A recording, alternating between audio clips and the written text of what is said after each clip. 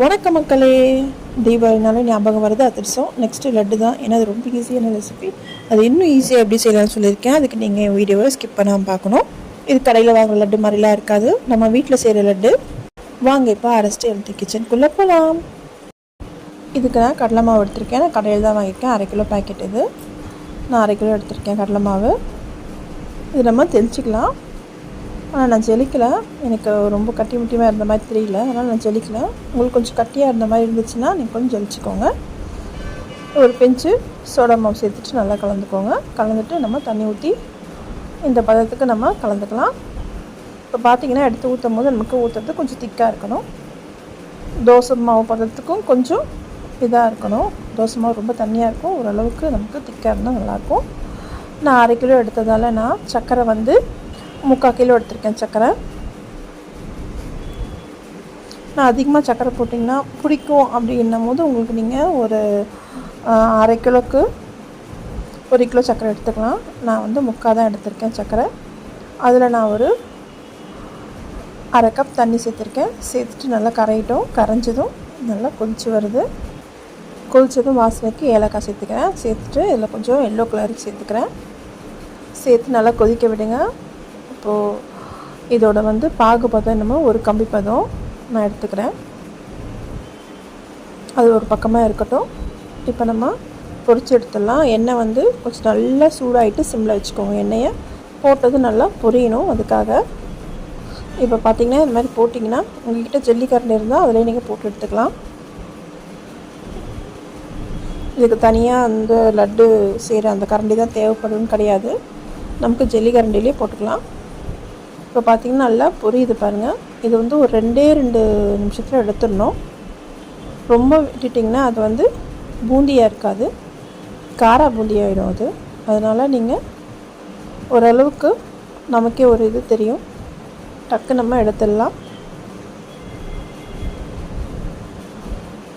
ஒரு 2 நிமிஷம் நல்லா இது பண்ணி விட்டுட்டு நீங்கள் எடுத்துருங்க. இப்போ பார்த்திங்கன்னா தெரியுதா உங்களுக்கு, சாஃப்டாக இருக்க பாருங்கள். அந்த சாஃப்ட்னஸ்லேயே நீங்கள் எடுத்துருங்க. அதனால் நல்லா எண்ணெயில் இருத்துட்டு எடுத்துக்கோங்க.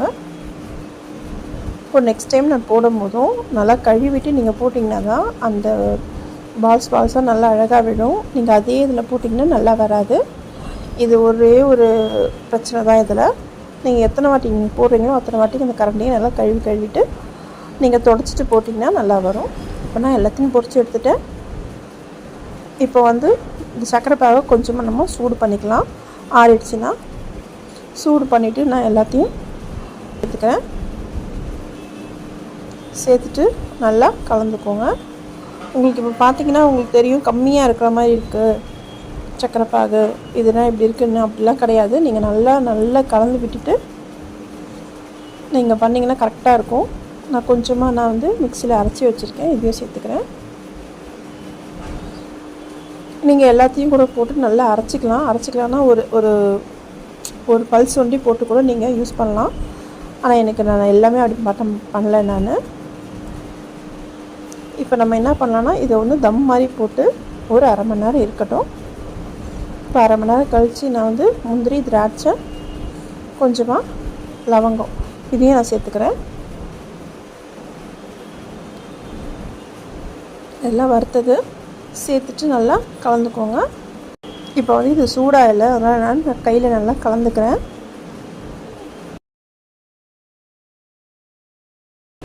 நல்லா கலந்துட்டு இப்போ நான் சிம்மில் வச்சுருக்கேன் அடுப்பை. ஏன்னா அந்த பாகுலாம் நல்லா இலகி வரும் நமக்கு. இப்போ ஃபஸ்ட்டு நம்ம 1/2 மணி நேரம் வச்சதால் நல்லா ஊறி இருக்கும். இப்போ இலகி வரும். இந்த சமயத்தில் எடுத்து நம்ம உருண்டை பிடிச்சிக்கலாம். உங்களுக்கு இந்த பூந்தி ரொம்ப பெருசாக இருக்குது அப்படின்னும் போது நீங்கள் மிக்சியில் பாதி எடுத்து நம்ம நல்லா ஒரு பல்ஸ் வச்சு நல்லா அரைச்சிட்டு நீங்கள் பிடிச்சிங்கனாலும் நல்லாயிருக்கும். எங்கள் வீட்டில் கொஞ்சம் இது மாதிரி பெருசாக இருந்தால் தான் பிடிக்கும், அதனால் நானே இப்படியே பிடிச்சிக்கிறேன்.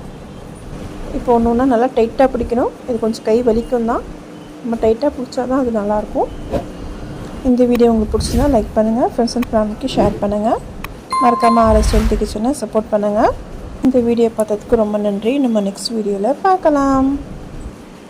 ஹாப்பி தீபாவளி.